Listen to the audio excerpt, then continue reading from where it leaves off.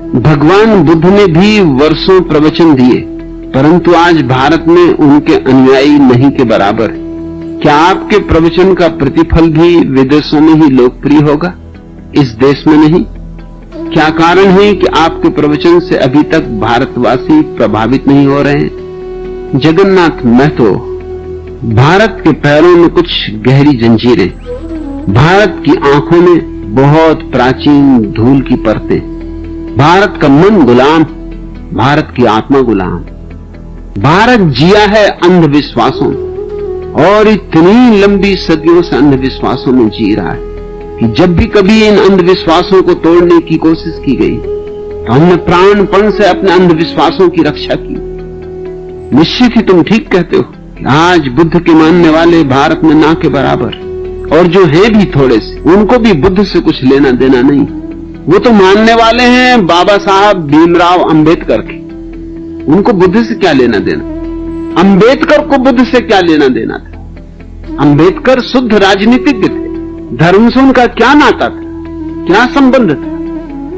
उन्होंने हरिजनों और खासकर महारों को, महाराष्ट्र खुद महार थे, मराठी थे, तो महाराष्ट्र के महारों को हिंदुओं से कैसे अलग कर लिया जाए, इसके लिए बुद्ध धर्म को चुना। और ऐसा भी कुछ नहीं था कि बुद्ध धर्म से उन्हें खास लगाव था। उनकी जिंदगी में कई मोड़ आए, कई दफा उन्होंने सोचा कि मुसलमान हो जाएं, सबको लेके, कई दफा सोचा कि सबको लेके ईसाई हो जाएं, लेकिन शायद बहुत से महार, बहुत से हरिजन इतने दूर तक उनके साथ जाने को राजी न होते। मुसलमान होना, ईसाई होना जरा दूर की यात्रा हो जाती। बुद्ध इतने दूर नहीं मालूम पड़ते। कुछ भी हो, बुरे भले जैसे भी हो, यूं हिंदुओं ने स्वीकार तो किया ही है कि हमारे 10वें अवतार हैं, तो अवतार थोड़े गलत किस्म के अवतार हैं, हिंदुओं ने कहा। कुछ ढंग के नहीं, कुछ बेढंगे, कुछ वेद के अनुकूल नहीं, वेद के प्रतिकूल, मगर कुछ भी हो, हैं अवतार। तो हिंदुओं को मुसलमान बनाना या ईसाई बनाना जरा दूर का पड़ाव होता, बहुत कम लोग जाने को राजी होते। इसलिए फिर अंततः राजनीतिक दांव पैंच की वजह से अंबेडकर ने तय किया कि अपने अनुयायियों को लेकर बौद्ध हो जाए। ये राजनीतिक काम था, इसमें बुद्ध से कुछ लेना देना नहीं। ये जो थोड़े से आज बौद्ध दिखाई पड़ते हैं, ये बाबा साहब अंबेडकर के अनुयायी। तुम्हारा पूछना महत्वपूर्ण है जगन्नाथ महतो कि क्या हुआ बुद्ध 40-42 वर्षों तक सतत बोलते रहे और सारा एशिया बुद्ध से प्रभावित हुआ, सारा एशिया आंदोलित हो उठा, सिर्फ भारत को छोड़कर। तो या तो कसूर बुद्ध का हो या कसूर भारत का हो, बुद्ध का तो कसूर हो नहीं सकता। हाँ, अगर कसूर इसको ही कहो तो बात और कि उन्होंने सत्य को जैसा था वैसा ही कह दिया, सीधा सीधा कह दिया, नग्न कह दिया। भारत के पांडित के वस्त्र उसे न पहनाए, और मैं कहता हूं अच्छा किया कि न पहनाए। भारत ने माना या न माना, लेकिन बुद्ध ने अपनी ओर से चेष्टा में कोई कमी नहीं की। भारत को जगाने का जैसा अथक प्रयास बुद्ध ने किया, न उसके पहले किसी ने किया था, न उनके बाद किसी ने किया। और मैं तुमसे कहता हूं, सत्य के रास्ते पर असफल हो जाना असत्य के रास्ते पर सफल हो जाने से लाख दर्जा बेहतर। बुद्ध की असफलता में भी रामकृष्ण की सफलता से कहीं ज्यादा मूल्य। बुद्ध एक ही तो बगावती पुरुष। भारत के जीवन में अगर कहीं कोई नमक है तो वो बुद्ध के कारण, थोड़ा कुछ स्वाद है तो बुद्ध के कारण, नहीं तो भारत बिल्कुल बेस्वाद होता। क्यों बुद्ध को नहीं सुना जा सका? कई कारण है। पहला कारण तो भारत के पंडित थे, पुरोहित थे, उनका जाल पुराना, कोई 10,000 साल पुराना। और बुद्ध जैसा व्यक्ति जब भी कहीं पैदा होगा तो पंडित और पुरोहित उसके विपरीत खड़े हो जाएंगे, क्योंकि उसकी चोट उनके पूरे धंधे को ही तोड़ने लगती। उसकी चोट में उनकी मूर्तियां गिरने लगती, उनके मंदिर भूमिसात होने लगते, उसकी चोट में उनके शास्त्र उखड़ने लगते, उसकी चोट में लोग जागने लगते और देखने लगते कि पंडित केवल दुकानदार, व्यवसायी, शोषक। उसकी मौजूदगी में साफ दिखाई पड़ने लगता है कि पंडित तो केवल बासी बातें दोहरा रहा है, तोते की तरह दोहरा रहा है। क्योंकि बुद्ध की मौजूदगी में तुलना हो सकती। पंडित बुद्ध जैसे व्यक्ति को क्षमा नहीं कर सकते, असंभव है। उनके नियत स्वार्थ इसके विपरीत है। और दुनिया में पंडितों और पुरोहितों का इतना बड़ा जाल और इतना लंबा जाल और कहीं नहीं। ये भारत का दुर्भाग्य। यहाँ सारा जाल इतना प्राचीन हो चुका है कि उसे तोड़ना मुश्किल होता है। वो हमारे रग रेशे में समा गया है। कोई वेद के खिलाफ कुछ कहे, बस न तुमने वेद देखा है, न तुमने वेद पढ़ा है, न वेद से तुम्हें कुछ लेना देना, लेकिन कोई वेद के खिलाफ कुछ कहे, बस झगड़ा खड़ा हुआ। तुम सुनने को राजी नहीं। भारत में आज भी लोग कहे चले जाते हैं कि वेद ईश्वरीय, ईश्वर ने रचा है। बड़ी हैरानी की बात मालूम पड़ती। पढ़े लिखे लोग, सुशिक्षित लोग, विश्वविद्यालयों में पढ़ाने वाले लोग भी यही मूर्खतापूर्ण बात कहते हैं कि वेद ईश्वर ने रचा है। और जरा वेद को कहीं से भी तो उलट कर देख लो तो तुम्हें साफ हो जाएगा कि ये बातें ईश्वर ने कैसी रची होंगी। हर वेद की ऋचाओं का जो अध्याय है उसके पहले ही ऋषि का नाम दिया हुआ है कि किस ऋषि के ये सूत्र, और उन सूत्रों से जाहिर होता है कि वो मनुष्यों के रचे हुए। कोई ब्राह्मण कह रहा है कि इस साल हे इंद्र देवता मेरे खेत में अच्छी तरह वर्षा करना, मैं खूब दान दक्षिणा दूंगा, यज्ञ करूंगा, तुम्हें खूब सोमरस पिलाऊंगा। अब जरा सोचो, क्या ये भगवान लिखेगा? भगवान का खेत और मेरे खेत में वर्षा ठीक से कर देना, ये तो किसी आदमी की ही बात हो सकती है। ये तो इतनी साफ है कि किसी बच्चे को भी समझाने की जरूरत नहीं। और मामला यहीं खत्म नहीं होता। मेरे खेत में ज्यादा वर्षा करना और पड़ोसी के खेत में वर्षा हो ही ना तो चढ़ोतरी खूब चढ़ाऊंगा। ये तो और भी बात बिगड़ गई। ये तो मानवीय भी ना रही, अमानवीय हो गई। और मेरी गऊओं के थन में दूध बढ़ जाए और पड़ोसी की गऊओं के थन का दूध बिल्कुल सूख ही जाए, ये ईश्वर कहेगा? ईश्वर का कौन पड़ोसी? सब गऊएं उसकी, सबे भूमि गोपाल, सारी भूमि उसकी। कौन सी मेरी और कौन सी तेरी? वहां भी मेरा तेरा चल रहा है। कि बुद्ध ने यही कहा कि वेद कोई ईश्वरी शास्त्र नहीं है, कोई शास्त्र ईश्वरी नहीं। सब शास्त्र आदमियों ने रचे, और आदमियों में कई तरह के आदमी। कुछ तो आरिफों ने रचे हैं जिन्होंने जाना शायद वहां कुछ सत्य की दूर की ध्वनि सुनाई भी पड़ जाए, मगर ये गऊओं के थनों में दूध बढ़ जाए इसकी प्रार्थना करने वाले लोग आरिफ नहीं हो सकते। ये मेरे खेत में ज्यादा वर्षा हो जाए और पड़ोसी के खेत में ज्यादा वर्षा ना हो, ये आरिफ नहीं हो सकता। बुल्ले शाह ऐसी प्रार्थना नहीं कर सकता, कबीर ऐसी प्रार्थना नहीं कर सकते, बुद्ध ऐसी प्रार्थना नहीं कर सकते। बुद्ध ने तो अपने शिष्यों को कहा कि तुम जब ध्यान करो और ध्यान में जब तुम आनंदित हो उठो तो ध्यान की पूर्णाहुति हमेशा इस बात से करना कि मेरे ध्यान से जो भी आनंद मुझे मिला है समस्त प्राणियों में बढ़ जाए, समस्त प्राणियों में बेशर्त बढ़ जाए, मेरा ही न रह जाए। क्योंकि जो मेरा रहेगा तो मर जाएगा और जो सब में बढ़ गया तो बच जाए। बांटने से बढ़ता है, रोकने से घटता है।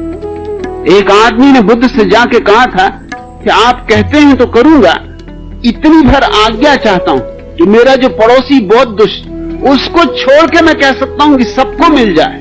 मुझे जो आनंद मिल रहा है ध्यान से, पड़ोसी को छोड़ के सारे जगत को मिल जाए, पशुओं को, पक्षियों को, पौधों को, पहाड़ों को, जिसको कहो, मगर ये मुझसे ना हो सकेगा कि इस दुष्ट को मिल जाए। इसको भर छोड़ने की आज्ञा दे दे। बुद्ध ने कहा उसके छोड़ने में ही सब गड़बड़ हो जाए, क्योंकि मैं वही मन तो बदलना चाहता हूं जो दोस्ती और दुश्मनी की भाषा में सोचता है, जो अपने और पराये की भाषा में सोचता है, जो मैं और तू के भेद में सोचता है। उस पड़ोसी को तो पहले मिले फिर और सबको मिले, ऐसा तू ध्यान कर। ध्यान जब आए और आनंद जगे तो कहना पहले मेरे पड़ोसी को मिल जाए और फिर सबको। पड़ोसी को पहले मिलनी चाहिए, पड़ोसी है, तेरे से आनंद की धारा बहेगी तो पहले तो उसी को छुएगी, फिर औरों को छुएगी, फिर दूर चांद तारों को छुएगी। और तू कहता पड़ोसी को ही ना मिले तो फिर धारा बहेगी ही कैसे? यही अड़चन आ जाएगी, यही पत्थर पड़ जाए। वेद ने जो कुछ कहा है वो आदमी की कामनाएं हैं, आदमी की वासनाएं। बुद्ध ने कहा कि वेद मनुष्यकृत है और वो भी बहुत साधारण मनुष्यों द्वारा निर्मित है, जिनकी कोई महत्वपूर्ण बातें भी नहीं। कहीं कभार भूल चूक से कोई वेद में सूत्र मिल जाता है जो प्रशंसा के योग्य, 1%, इससे ज्यादा नहीं। 99% तो कूड़ा कचरा है। इस बात को सुनते ही पंडित नाराज हो गए और पंडितों का पूरा जो आयोजन था सारे जगत को ग्रसित किए हुए, उसने बुद्ध के खिलाफ जिहाद छेड़ दी। इसलिए बुद्ध को सुना नहीं जा सका, शायद मुझे भी नहीं सुना जा सकेगा। कोशिश करूंगा, कोशिश कर रहा हूं, मगर मुझे इसकी बहुत फिक्र भी नहीं और बुद्ध को भी इसकी बहुत फिक्र थी, ऐसा मत मानना। जो सुन सकते हैं वो सुन लेंगे, जिनके काम का है उन्हें मिल जाएगा, जिनके पास थोड़ी बुद्धिमत्ता है वे पी लेंगे। और बुद्धुओं के लिए क्या किया जा सकता है, फिर वो भारतीय हो या गैर भारतीय हो, बुद्धू तो बुद्धू। और इस देश में बुद्धुओं की लंबी परंपरा है, लंबी श्रृंखला है। भारत जैसे मरना ही भूल गया है, और चूंकि मरना भूल गया इसलिए लाशें रह गई। मरना भूल गया इसलिए पुनरुज्जीवित होना भी भूल गया। बूढ़ों को मरना चाहिए ताकि बच्चे जी सके। इस देश में बूढ़े जिंदा हैं, इसलिए बच्चे तो पैदा ही नहीं हो पाते, या होते हैं तो बूढ़े ही पैदा होते। फिर भारत कहने को आस्तिक है लेकिन वस्तुतः आस्तिक नहीं, नास्तिक है, क्योंकि तुम्हारा सारा धर्म नकार पर खड़ा है। यह छोड़ो, यह छोड़ो, यह छोड़ो, ये नकार है। संसार असत्य है, माया है, छोड़ो। घर गृहस्थी माया है, छोड़ो, भागो। ये जो भगोड़ापन है ये नकार है, और जहां नकार है वहां नास्तिकता है। तो हमारी आस्तिकता ऊपर से ओढ़ी हुई राम नाम चदरिया है, भीतर कुछ और चल रहा है, बाहर हम कुछ और ओढ़े बैठे हुए। बुद्ध ने हमारी चदरिया छीन ली और कहा कि पहले अपनी असलियत देखो, क्योंकि असलियत में ही क्रांति हो सकती है। पहले अपने जीवन का सत्य समझो तो ही तुम्हारे जीवन में क्रांति हो सकती है। और अगर उस सत्य को नहीं देखा तो तुम थोथे आस्तिक बने रहोगे, मगर गहरे में तो तुम नास्तिक ही रहोगे। असली आस्तिक होने के पहले व्यक्ति को नास्तिकता की अग्नि से गुजरना पड़ता है। जिसने नहीं कहना ही नहीं सीखा वो हां क्या खाक कहेगा, उसकी हां में बल नहीं होगा, उसकी हां नपुंसक होगी। बुद्ध ने नास्तिकता से गुजरने का पाठ दिया, बजाय इसके कि भारत उनके पाठ को सीखता, भारत ने उन्हीं को नास्तिक करार दे दी। मैं भी तुमसे यही कहता हूं कि पहले नास्तिकता की तलवार से काट डालो सारे अंधविश्वास, सब पाखंड, गिरा दो सब जंजीरें, तोड़ दो सब अंधकार। और जब नास्तिकता से तुम सब सफाई कर चुको तो फिर तुम बीज बो देना फूलों के। उनसे जो फूल खिलेंगे वे आस्तिकता के होंगे। जैसे कोई बगीचा बनाता है तो पहले पत्थर साफ करता है, जमीन गोड़ता है, जड़ें निकालता है, घास पात उखाड़ता है, ये नास्तिकता का काम। और फिर बीज बोता है, फिर फूल आते हैं, वसंत आता है। क्या उसका गिला कीजिए, क्या उसका गिला कीजिए, उसे प्यार ही कब था, वो अहद फरामोश वफादार ही कब था। उसने तो सदा पूजे हैं उड़ते हुए जुगनू, वो चांद सितारों का परस्तार ही कब था। हम डूब गए जागती रातों के भंवर में, हाथ उसका हमारे लिए पतवार ही कब। आमों की हंसी ऋतु के सिवा भी तो वो कूके, लेकिन किसी कोयल का ये किरदार ही कब था। आवाज जो मैं दूं तो किसी और को छू ले, इस आंख मिचौली वो बेजार ही कब था। मशहूर जमाना है कतील, उनकी उड़ाने वो दाम मोहब्बत में गिरफ्तार ही कब था। तुम ठीक कहते हो, क्या मेरी बात भी परदेश के लोग ही समझ पाएंगे। देश परदेश का मैं तो कुछ फासला नहीं करता, जिसकी प्यास होगी वो समझ पाएगा। आमों की हंसी ऋतु के सिवा भी तो वो कूके, लेकिन किसी कोयल का ये किरदार ही कब था। आवाज जो मैं दूं तो किसी और को छू ले, मैं तो आवाज दे रहा हूं, जिसको छू सकती उसी को छूएगी। आवाज जो मैं दूं तो किसी और को छू ले, इस आंख मिचौली से वो बेजार ही कब था। ये भारत तो जमाने हो गए, तब से अंधविश्वासों में जी रहा है। इसने सत्य की खोज तो कब से बंद कर दी। पुकार तो मैं दूंगा, आवाज तो मैं दूंगा, दे रहा हूं, लेकिन उनको ही सुनाई पड़ेगी जो सुनने को राजी। इतना ही करो कि दरवाजा खुला रखो। कम से कम तुम तो सुनो जगन्नाथ महतो, औरों की फिक्र छोड़ो, क्योंकि तुम्हारे और दूसरे प्रश्न भी हैं। उनसे जाहिर होता है कि तुमको भी सुनाई नहीं पड़ रहा। तुम्हारे दूसरे प्रश्न भी हैं जिनसे साबित होता है कि ये प्रश्न तुमने अपने ही बाबत पूछा है। नाम भारतीयों का ले रहे, दिल दर्द की शिद्दत से खूंगस्ता व सिपारा, इस शहर में फिरता है एक वैसी व आवारा, शायर है कि आशिक है, जोगी है कि बंजारा, दरवाजा खुला रखना। सीने से घटा उठे, आंखों से झड़ी बरसे, फागुन का नहीं बादल जो 4 घड़ी बरसे, बरखा है ये बादों की, बरसे तो बड़ी बरसे, दरवाजा खुला रखना। आंखों में तो एक आलम, आंखों में तो दुनिया है, होठों पे मगर मोरे, मुंह से नहीं कहना है, किस चीज को खो बैठा, क्या ढूंढने निकला है, दरवाजा खुला रखना। हाँ थाम मोहब्बत की गर थाम सके डोरी, हाँ थाम मोहब्बत की गर थाम सके डोरी, साजन है तेरा साजन अब तुझसे तो क्या चोरी, ये जिसकी मुनादी है बस्ती में तेरी गोरी, दरवाजा खुला रखना। शिकवों को उठा रखना, आंखों को बिछा रखना, एक दिया दरीचे की चौखट पे जला रखना, मायूस न फिर जाए, हाँ पासे वफा रखना, दरवाजा खुला रखना, दरवाजा खुला रखना।